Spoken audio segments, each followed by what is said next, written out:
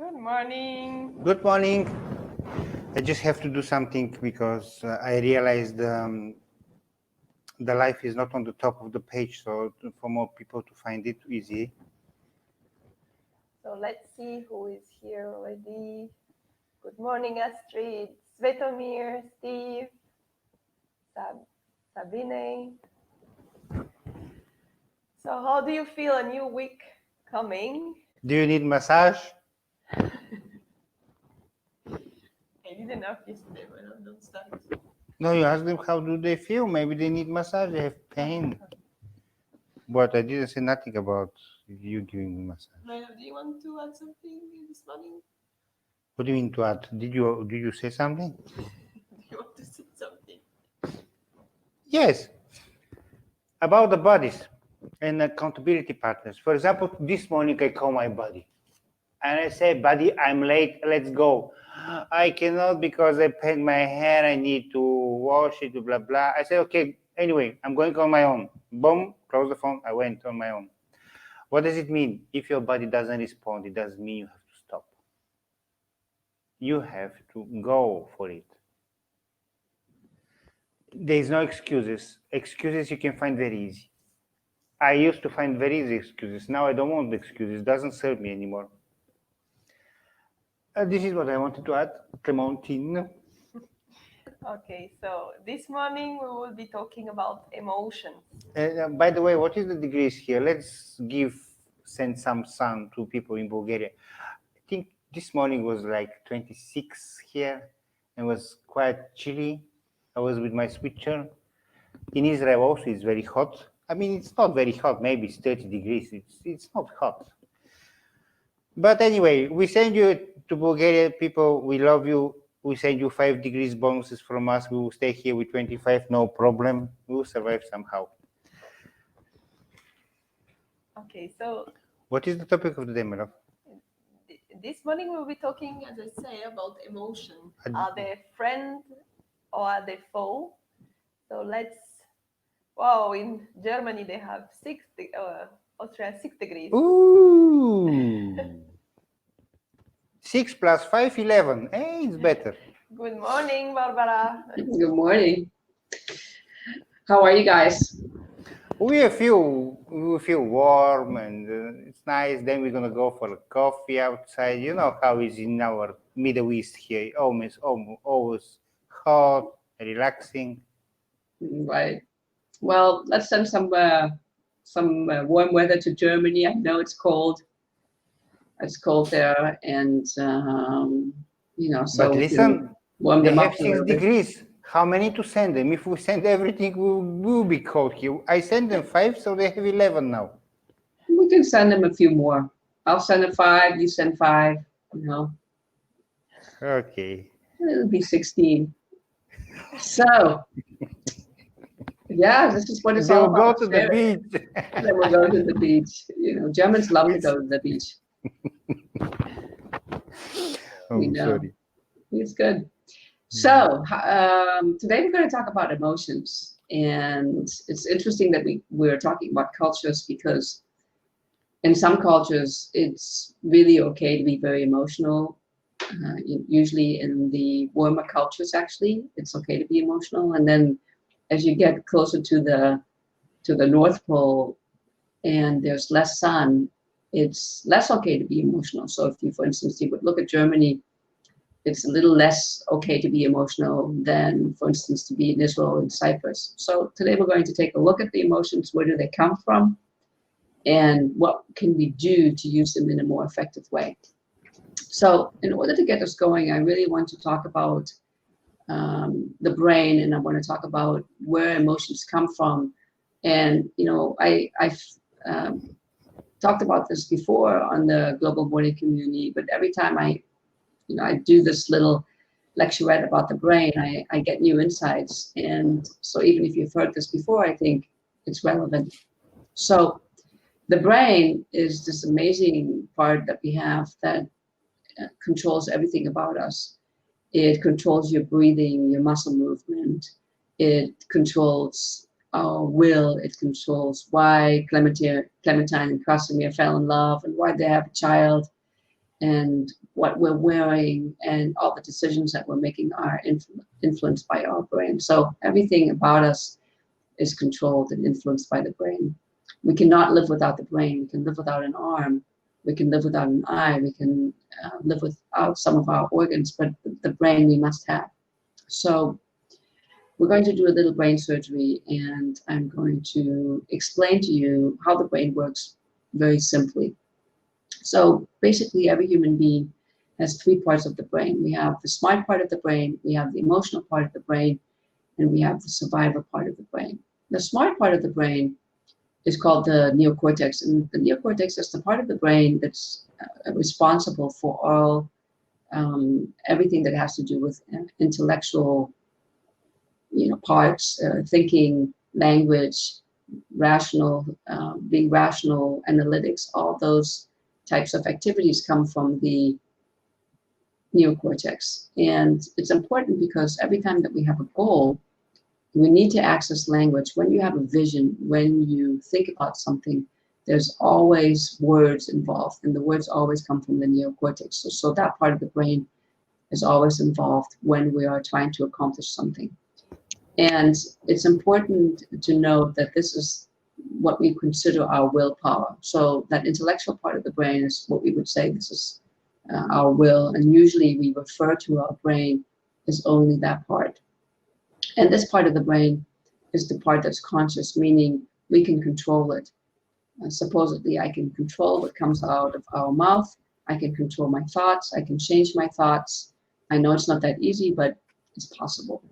The next part of the brain is the limbic brain. And the limbic brain is the emotional part of the brain. And the limbic brain is also in charge of our temperature. So you might notice that when you feel something, your temperature changes. If you get excited, Can you give a tips how the people in Germany can increase their energy, the temperature, please? I will do it in a little bit. So let me just talk a little bit about how can you increase your temperature.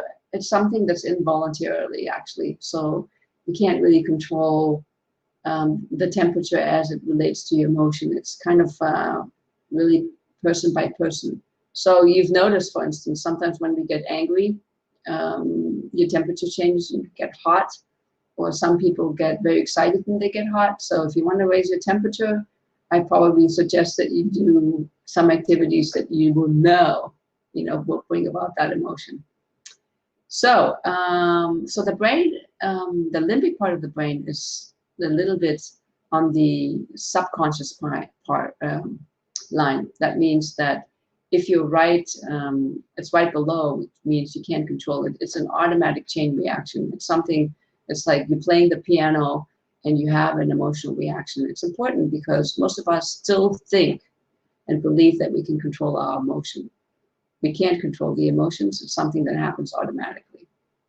The next part is the survival part, and the survival part is called the reptilian brain, and the reptilian brain is all about survival. So sometimes I recently worked with a client on their eating, on behaviors, on their pattern, and the person was telling me that at least once a day he had this eating attacks where he had to go and eat something sweet, and he was trying to deal with it in a rational way. And I was explaining to him that oftentimes these things come from the reptilian brain, that there's some kind of survival instinct that is looking to protect him, and it's he's expressing it by eating.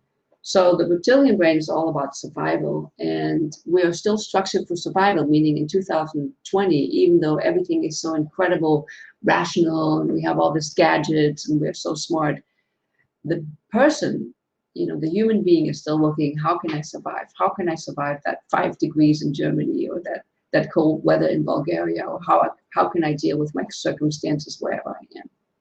So that's basically the brain. And what you need to remember from that is that emotions are being produced. They are not voluntary. They are chain reaction. They're repetitive, meaning that think about something that you love, or think about a food that you love. It will produce the same kind of emotion inside of you because it's a chain reaction. It's kind of like a record that you play over and over. and they're protecting you from potential threat. So basically, we have our emotions because they're helping us to avoid the fear that we are basically experiencing on a deep level. So one more thing I want to say about this is that there's this loss of aversion, and the loss of aversion means that we're 2.5 times more likely to hold on to something than we are about to let go of something. So, put this in the context of, I want to make more money, I want to have a new boyfriend, a new girlfriend, I want to be happy in my life, I want to stop eating, I want to lose weight.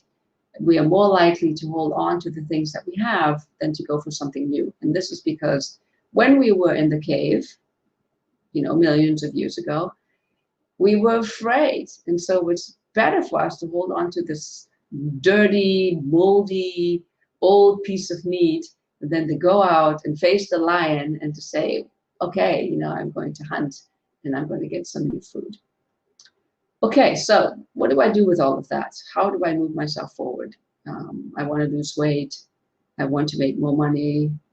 What are some of the goals that you guys have? I want to be thin. I want to, Clementine. Me, Yep. I want to become calm. You want to become calmer. And Clementine, what's one of the goals that Yeah. comes to mind?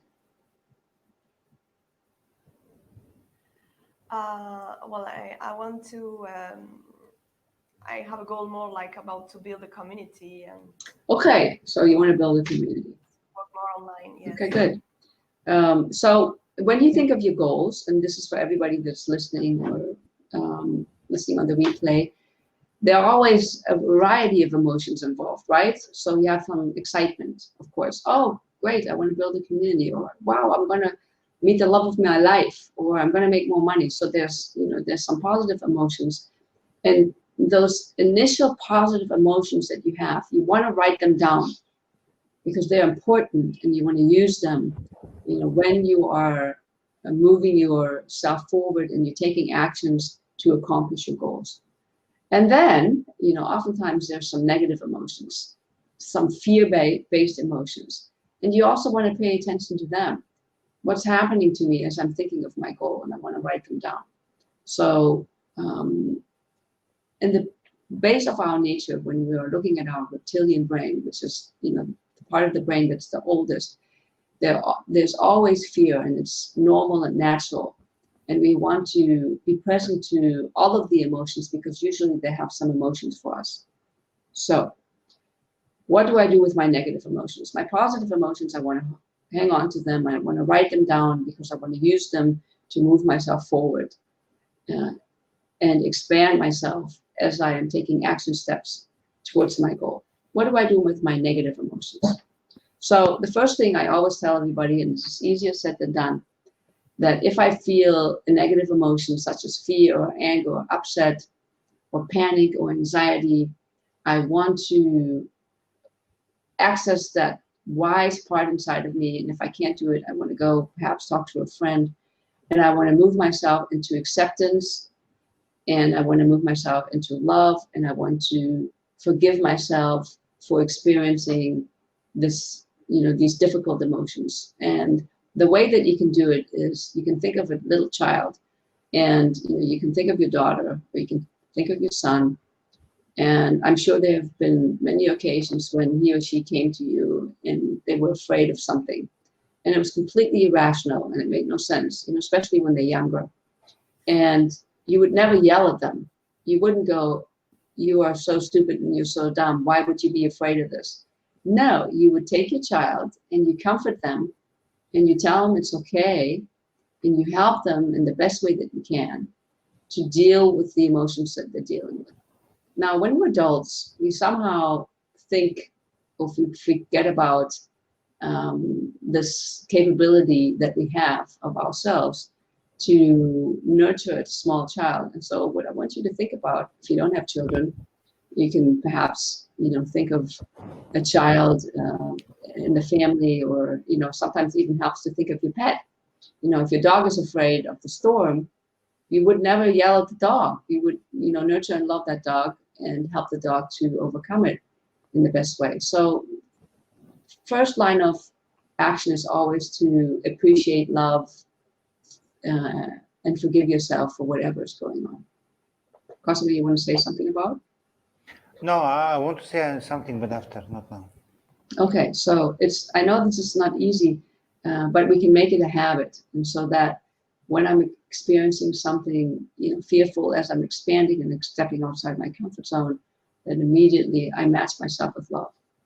Now, the second thing that you want to do is you want to take that fear and you want to see where does it come from.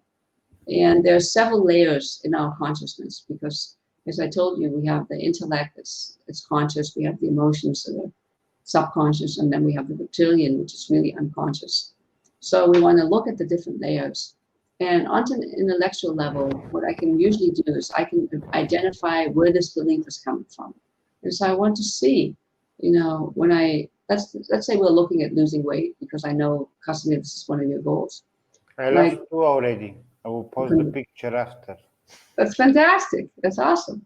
So we have this belief of it's hard, or I can't do it, or I will never be able to, it takes too long.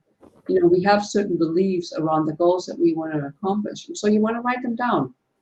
You want to write them down, and then you want to decide if the beliefs that you have around your goal are serving you.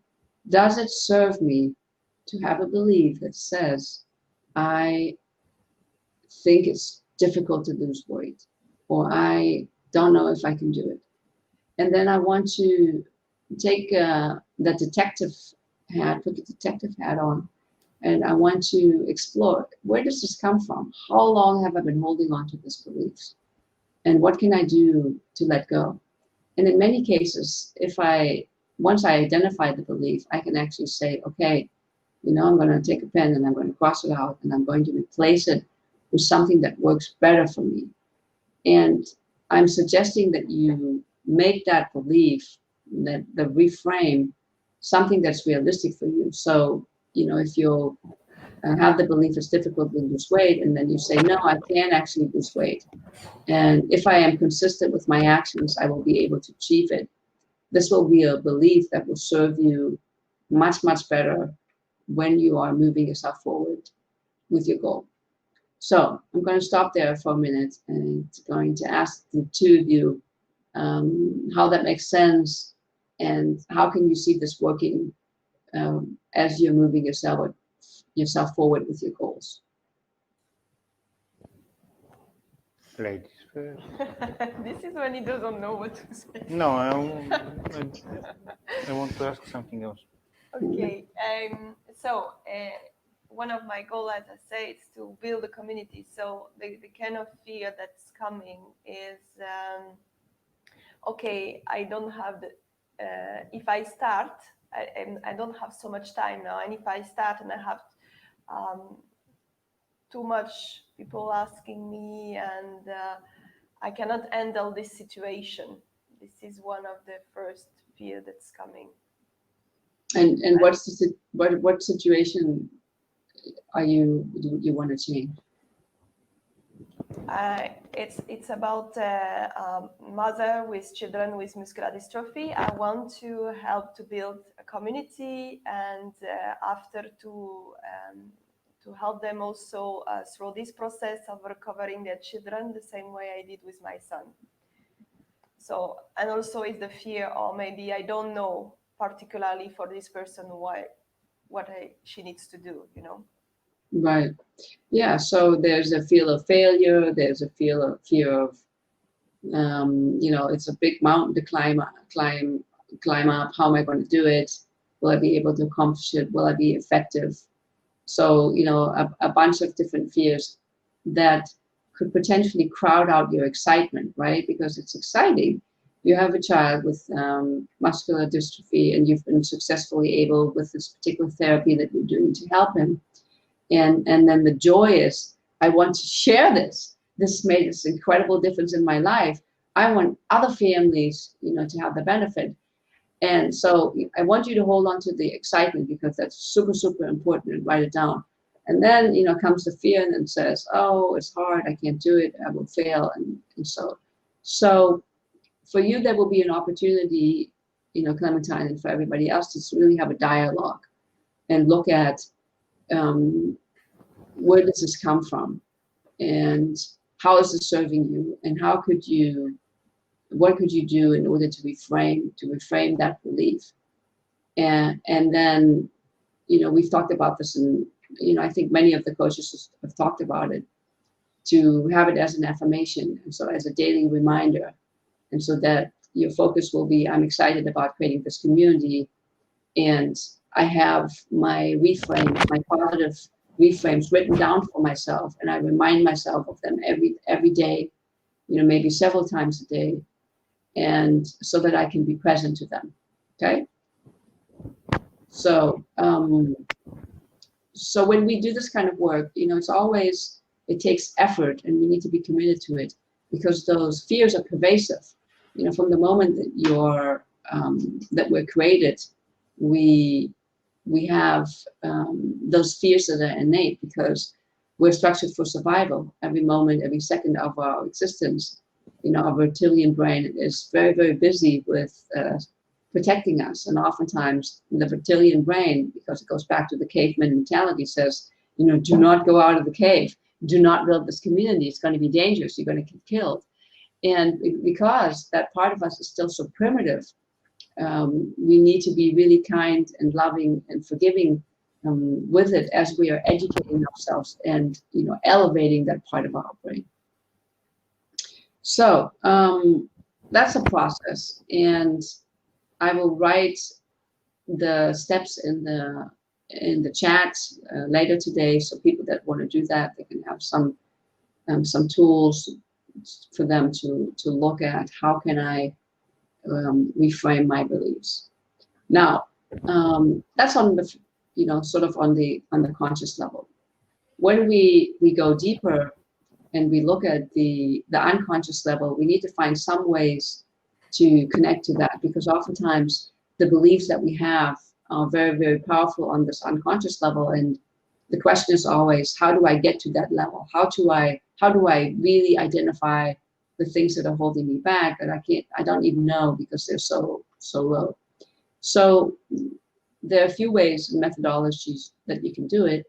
One of the ways that will help you to get more information is when you are in a meditative state, meaning that you relax your neocortex as much as you can and get access to that part of you. So one of the reasons that people really suggest to do a lot of mindfulness and meditation is because when you are in that state, more information from the unconscious will come up.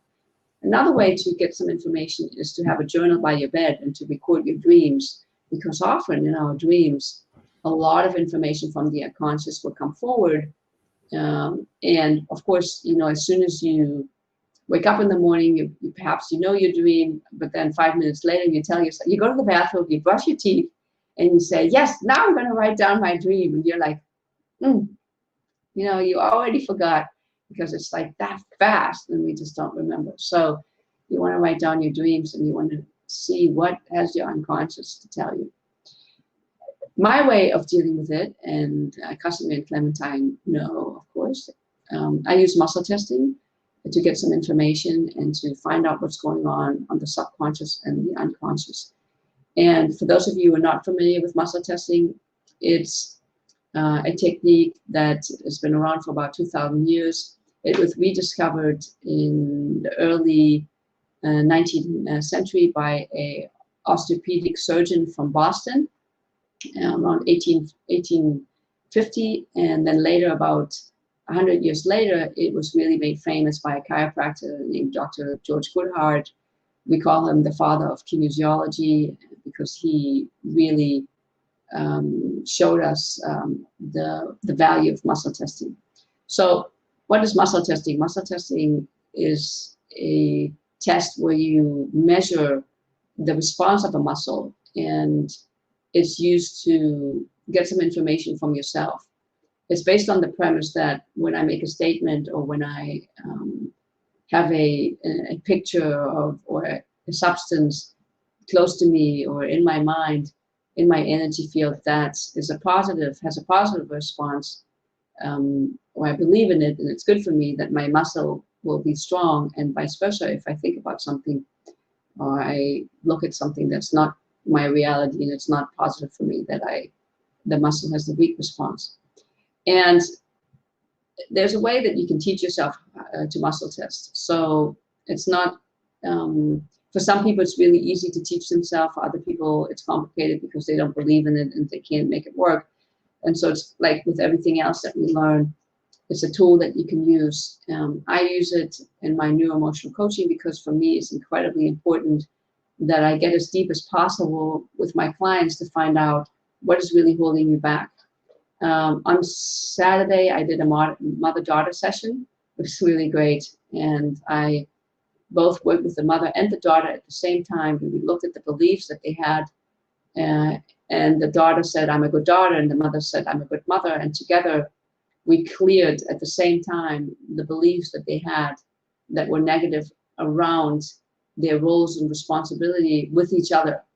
And we were able to, get a whole new platform for them to interact. And a lot of stuff was kind of like let go of really, really quickly, because basically both of them were kind of ashamed the way that they were interacting. And on the surface, maybe you wouldn't have detected that there was a lot going on. So one of the opportunities for you in this global morning community is to, take a look at your unconscious beliefs and to really see how you can identify them. You can teach yourself how to muscle test. You can find somebody that can work with you on that level, because I believe it's a shortcut to a lot of blocks and obstacles that we have, all of us, and, myself included. And it will allow you to soar and move forward faster if you neutralize them. Once you've neutralized your emotions and you have repositioned yourself and you have reframed your beliefs, then it's easier for you to take some mini actions. And I'm not saying that you can't succeed, otherwise you can succeed, but oftentimes when we are taking actions and we're moving ourselves forward, and our belief system is still negative, let's say, Clementine, you still have that fear going on about your community, it'll be harder. It doesn't mean that you won't move forward, but every action step that you're taking will be heavier, and it won't flow as easily because you have that, that other belief that's kind of conflicting with it. And so oftentimes we can tell if there are some negative beliefs because your action step will be heavy. Maybe you will procrastinate, or maybe you're not really fully engaged. And so look at yourself, observe yourself, because your ability to move forward easily and gracefully is directly determined by your beliefs about yourself. And many of them you can identify if you pay attention to them. Some of them are really, really, really deeply rooted, in the iceberg, and we can't see it. And then there's also ways and tools and techniques that you can get to them and that you can neutralize them. All to tell you that you can accomplish all the things that your heart's desires and everything that you always wanted if you use your emotions to support you in the correct way. So, Krasimir, now it's time for you to ask your question and say whatever you wanted to say.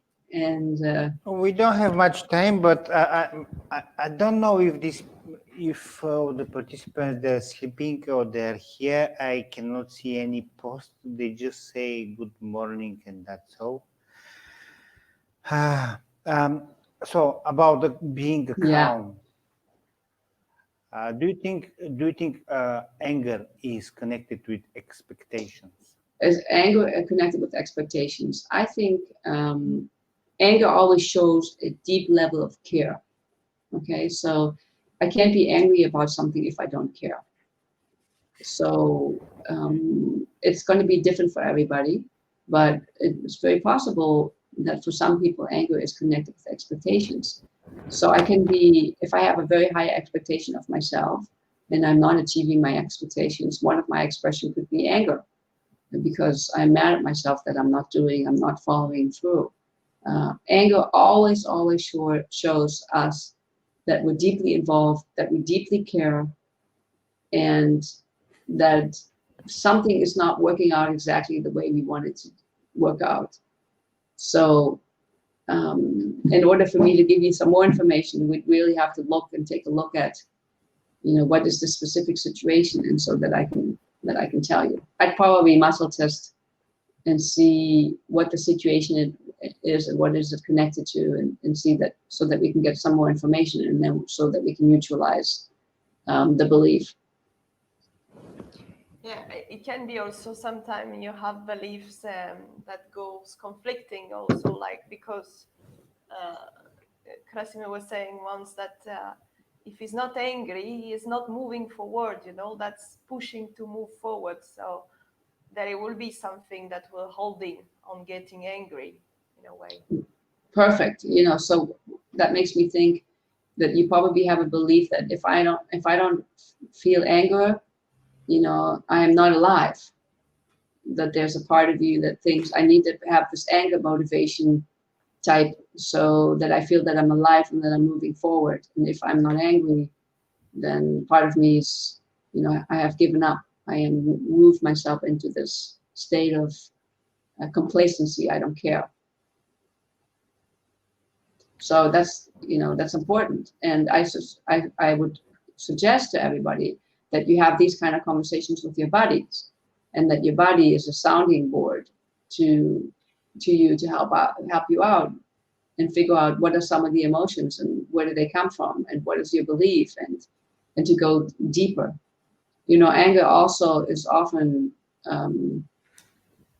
said that it's an emotion that is easier to feel than depression, and so that people that there's a connection between depression and anger.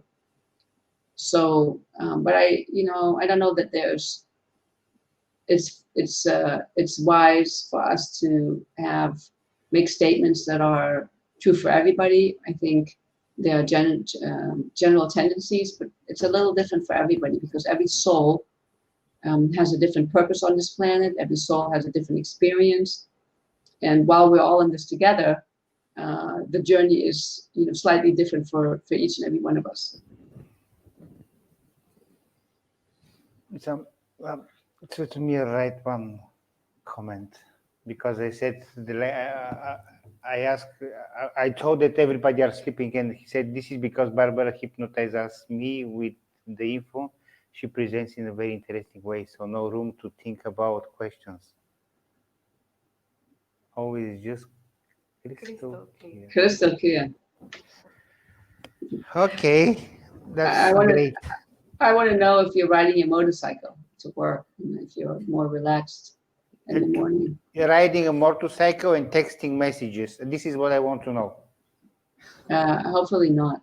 So I want to give everybody a challenge, and I know that last week I asked everybody to put their intentions for the day, and I would love for everybody to post a goal that they're working on, and it doesn't have to be this tremendous goal, I'm working on for the next 5 years. It could be just a goal that you have today, and then I want you to take a minute to look at your beliefs, and if you find that your belief is a negative one, reframe it and just change it into a positive belief. For example, so if my belief is that I have a lot of things today, so let's just look at my day. I have a lot of things to do today, and one of the beliefs could be that I'm going to be overwhelmed and I'm going to be tired, and that I won't be able to get it all done. It's just like the natural instinct that comes up, and then I can just be present to myself and say, oh, look, you have this emotion going on, and then I can reframe it for myself and say, oh, my day is going to be easy, smooth. I'm going to be able to get everything done with excitement, and I'm going to be present.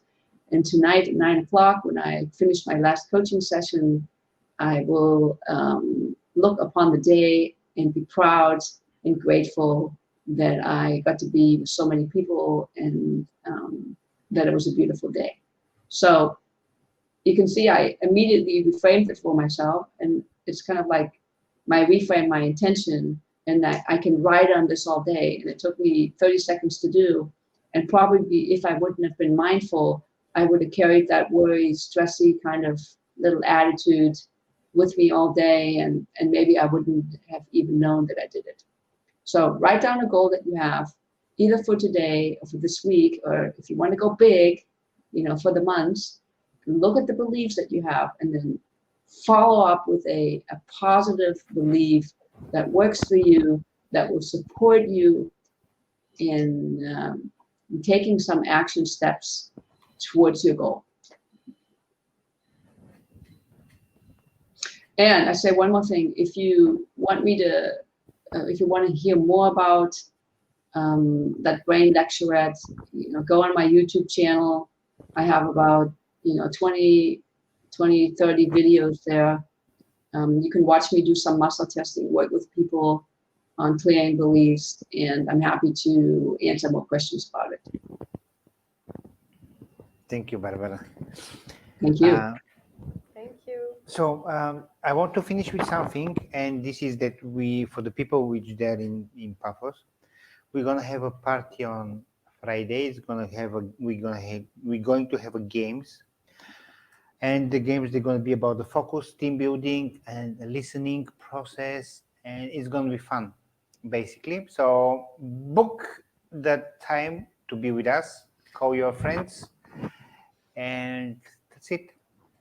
We sent, let's say, 7 degrees, because here also starts to become even more hot.